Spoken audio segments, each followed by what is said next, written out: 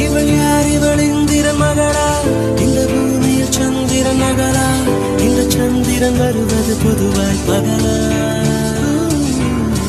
அலை பாய்ந்திடும் கூந்தலும் முகிலா? அதில் வீசிடும் வாசனை அகிலா? இவள் பார்ப்பது ஆண்டவன் செயலா? யாரோ யாரோ இவள்